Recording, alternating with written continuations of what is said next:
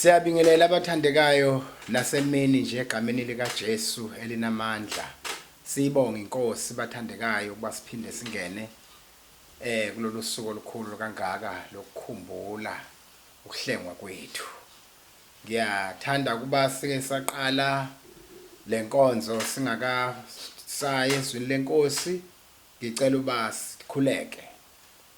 Baba wethu olungileyo, ise wenkosi yethu Jesu, siyabonga msindisi wethu ongcwele, siyabonga mhlengi wethu, siyabonga mnqobeli wethu, siyabonga qhawe lempi, siyabonga qhawe lethu, siyabonga mvikeli wethu ezintweni zonke.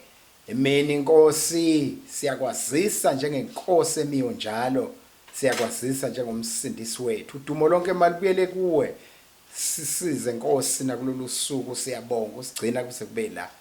Mana njalo libatshazwe lidunyiswe lona lodwa elakhe igama ngoJesu umsindisi wethu. Amen. Bathandekayo, ngiyacela ba sifunde izwi lenkosi. Emini nje sifunda incwadi kaExodus chapter 12. Siqala ukufunda from verse 21 sime ku-23. Siyabe sesifunda nayo the same chapter 12, which is chapter 12. Sifunde nje verse elilodwa verse 8. Ngicela ba sifunde kule version ye New Living Translation. Ifundeka kanje.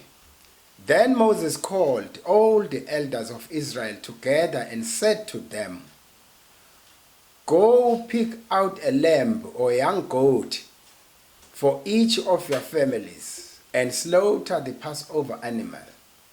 22. Drain the blood into a basin.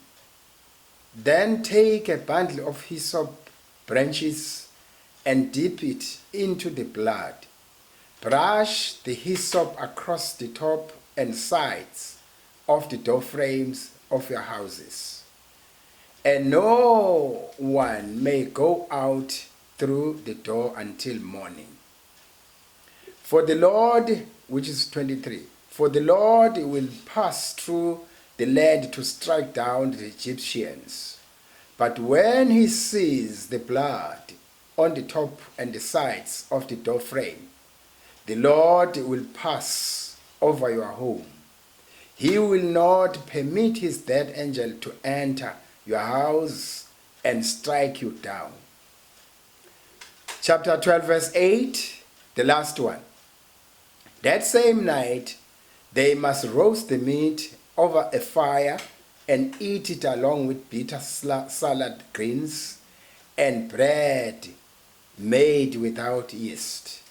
Nkosi ayibusiswe kufundwa kwezwi layo. Siyalibonga Nkosi izwi lakho liphilile lihlambulukisa thina uqobo, lingamanzi abandayo emphefumulweni omileyo. Sibusise ngalo Nkosi, wenzela udumo luka Jesu. Amen. Isihloko sentshumayelo yethu yanamhlanje sithi commemoration of our Passover, of our ransom from slavery. Commemoration of our ransom from slavery.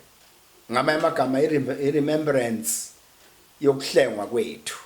Yeah, qondile leyo, remembrance of from our slavery. Khishwa kwethu. Lolu suku lukhulu bazalwane. Lolu suku usuku olukhulu la siqhamuka khona, siqhamuka kulolu suku. Umnikelo wakhishwa ngoba sibe ngabahlengweyo, sikhishwa ezonweni, sikhishwa emoyeni yonke yobumnyama, siqhabuka amaketanga esibophile, uqhamuka kulolu suku. Lolu suku noma singasho ukuthi uJesu wafa ngalolu lwesihlanu, kodwa usuku esilugubha for that reason, ukuthi isihlengo sethu saqhamuka ngalolu suku egameni lika Jesu.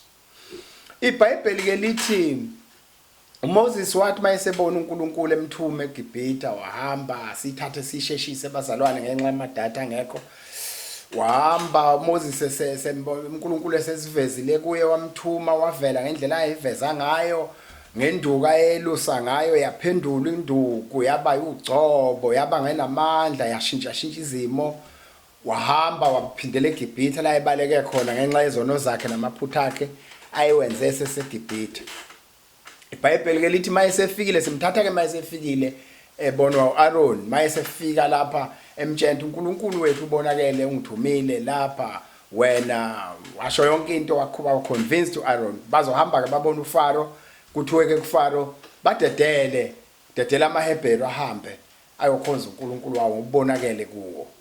Manga bese befika kuFaro kwathi bamtshena ukuthi uFaro uzoqinisa ikhanda ngento eziningi ezikhona. iBhayibheli ke lithi kwaba ukuthi uFaro uzobuza ukuthi yini evidence ekhomba ukuthi uNkulunkulu ubonakele kuwena. uAaron ke ngenxa ukuthi waye umuntu omprofeti ke kaMoses. Moses sesebenzisa yena edondolozela ngaye ngoba uMoses wayephethe izinto ezinkulu. Manje ke sena lo muntu ke useyisebenzisa sakhe uAaron ke sekuyena othunywayo. Sebezofika ke kule nduku ke bese yenza umhlolo ngoba uNkulunkulu wethu wenza umhlolo. Wenza umhlolo empilweni zethu, wenza umhlolo endleleni yethu yokukholwa. Kuthiwa ke isibonakaliso sokuqala esenzeka kwaba ukuthi amanzi aphenduke igazi. Esesibili kwaba ngamaxoxa agcwala nasezindlini zabo. Esesithathu kwaba imiyane yatingela yangena lapha. Esesine kwaba zibawu. Esesihlanu kwaba izifo zemfuyo, kwafa izinkomo, kwafa yonke into. Esesithupha kwaba ngamathumba. Esesikhombisa kwaba isichotho esashaya yonke izitshalo kwaba nencithakalo enkulu. Esesishagalombili kwaba isikhonyane sahlahla saqoqisa izwe laseGibhithe. Esesishagalolunye kwaba umnyama bagubuzela iGibhithe. Thuba umnyama wawungabamba ngezandla ubuso, wawungabuthinta ubuso umnyama, kodwa la kuhlala khona abangcwele abakhethwe bakaNkulunkulu kwakukhanya. Esokugcina kwaba ukuthi ke onke amazibulo ayafa, onke ama-firstborn kufa inkomo awabantu kanjalo leyo ke kwaba ke isipikili sokugcina ke esangena eboxini kwazathi ke khona sebeyaxoshwa ke manje. Mabekhishwa ke lithi ke iBhayibheli ke mase liphumuleke leli gama lokuthi kuzawuhanjwa ilapho kuthiwa khona then Moses called all the elders of Israel together and said to them, go and pick out a lamb or young goat for each of your families and slaughter the Passover animal.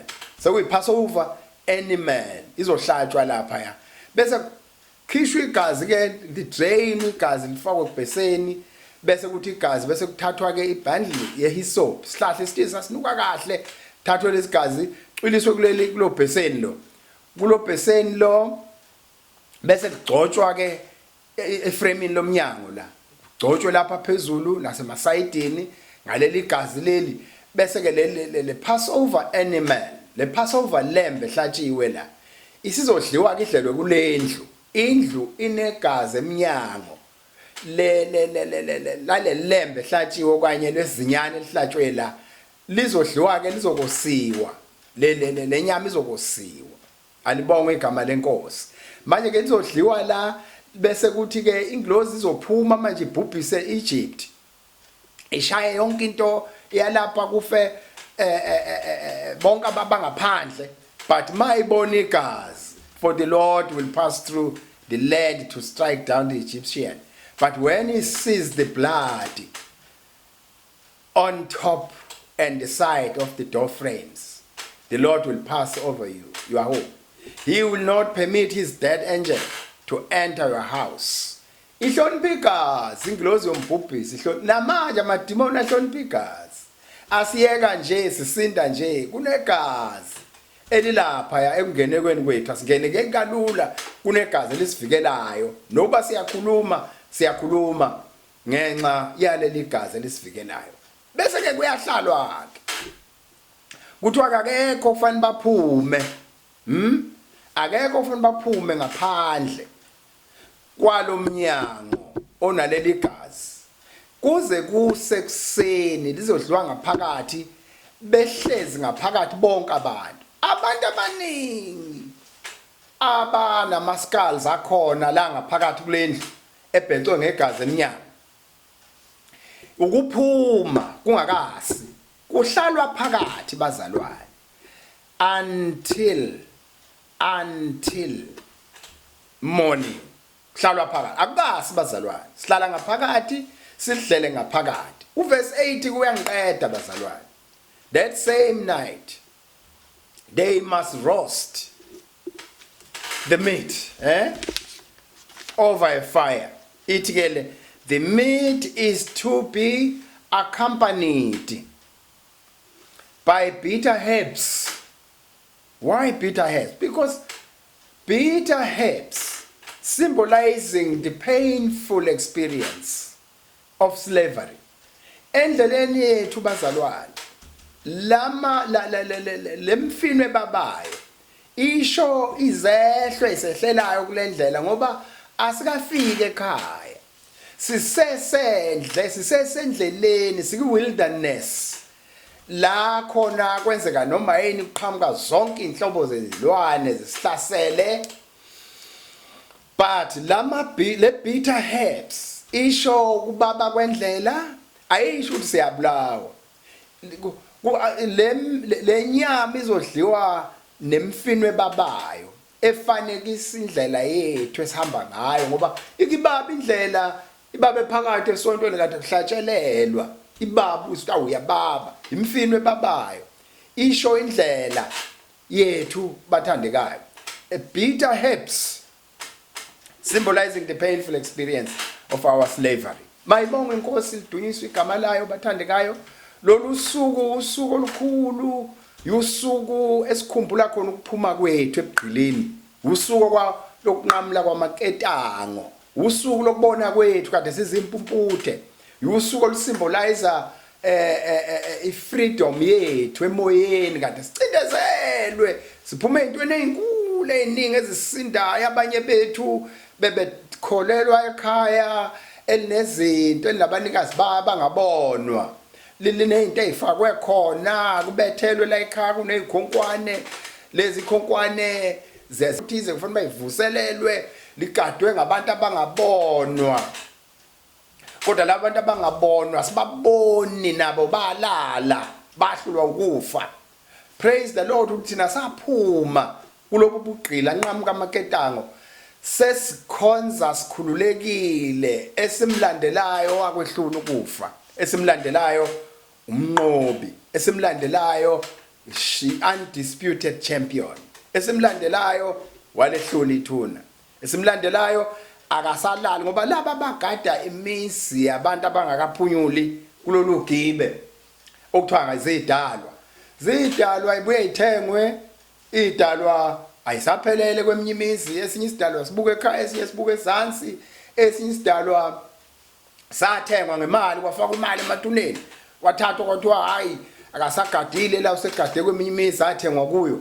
kodwa owethu uNkulunkulu umekuze kube phakade owethu uNkulunkulu uyasigcina noma kungathini uyasigona ngemkhono yakhe usigcina 24/7 malibonge lidunyiswe igama lenkosi bathandekayo sicelebrate usuku lwethu lokukhululwa ebugqilini njengabangcwele uMoses esebize amalunga wawatshenda akube lowo nalowo alihlatshwe iwundlu igazi lalo bese libhecwa ekuphumeni nasekungeneni bese kungaphumi umuntu kulendlu enaleli gazi liyodliwa leliwundlu liyodliwa kunuwe ngeenyawo liyodliwa kufakwa izicathulo liyodliwa udondolo lusesandleni liyodliwa likusheshwa libaba linemfino ebabayo yini idlwelwe ngeenyawo iredness yokuhamba kushunyayelwa ivangeli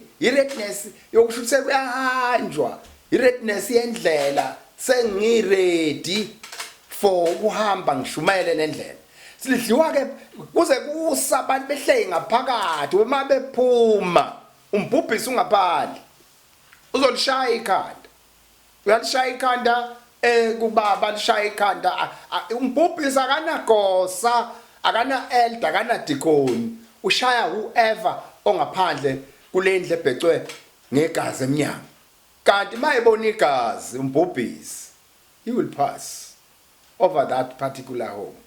He will not permit his death angel to enter into our house, into our houses and strike us down. Usabe igazi umthetho wakhe. Once waba segazini, you are safe. Once waphuma, you unprotected. Awusafikelekile, vulnerable. Isisinda ngegazi, simi ngegazi. Masibheka sibuka leli gazi. Mayibonga inkosi bazalwane bami, sizwile kuthiwa ne-lockdown extendiwe. Kodwa uNkulunkulu wethu mina athe ngumthokozisi. Sizawumkhonza singekho ndawonye, bese ngathi sindawonye. Sizawubonana singathi singabonani kodwa sizobonana. Sizozwana, sizolishumayela izwi likaNkulunkulu ngoba lona kayekho lockdown kulo. Lona likhululekile. Mayibonga inkosi. Makanibusisa uNkulunkulu bazalwane, simbonga uNkulunkulu nasemini nje makabe nani. Silindele inkonzo yamazwi awu7 niyaphuma namanje ngo7 kwabaseGoli, thina bala eZululand izophuma ngo7 ntambama. Sibuke bazalwane bami, ngizonilethela ingceke ezobe zisikhonza, zoyifaka khona lapha egroupini yenu nisibone.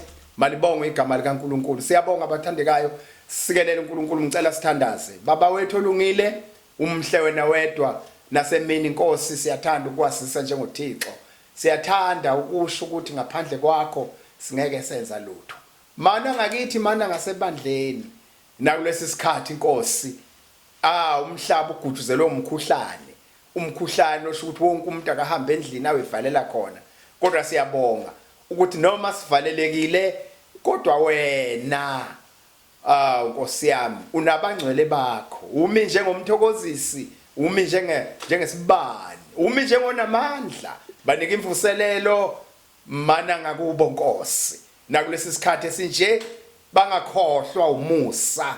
Lolu suku esiyalikhumbula njengosuku lwabalukhulu kakhulu lwe-redemptive prize, lwe-redemptive fine yethu, la sahlawulelwa khona umhlawuleli wethu wamthela ngehlazo bani uSathane. Dumo lonke Nkosi maluse kuwe, sikelele ngoJesu umsindisi wethu. Amen.